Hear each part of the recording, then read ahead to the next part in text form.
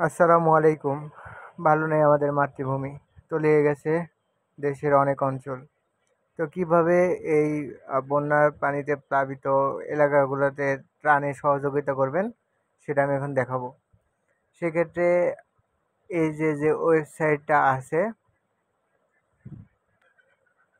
আসুন্না, তো এখান থেকে আপনি সরাসরি অনুদান পাঠাতে পারবেন। সেক্ষেত্রে আপনি যদি পেমেন্ট করেন তো এখান থেকে এই নাম্বারে পেমেন্ট করতে পারেন বিকাশ পেমেন্ট থেকে।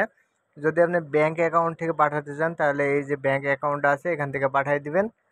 আর যদি মনে করেন যে আপনার কাছে সীমিত অর্থ আছে, সেটা হতে পারে 10 টাকা, 20 টাকা বা 30 টাকা। তো যদি 100 বা 200 এরকম হয় এখান থেকে সেট করবেন, না হলে এখানে দেখেন যে কোনো পরিমাণে অনুদান এখান থেকে আপনি কাটে 10 টাকা দেন বা 20 টাকা দেন, যা খুশি এখান থেকে দিয়ে দিবেন। দেওয়ার পরে এখানে আপনার নাম্বার দিবেন, আপনার নাম দিবেন, তারপরে এখানে ফোন নাম্বার দিবেন। এই ফোন নাম্বার দিয়ে পরবর্তীতে আপনি লগ ইন করে দেখতে পারবেন যে আপনার অনুদানটি গেছে কিনা।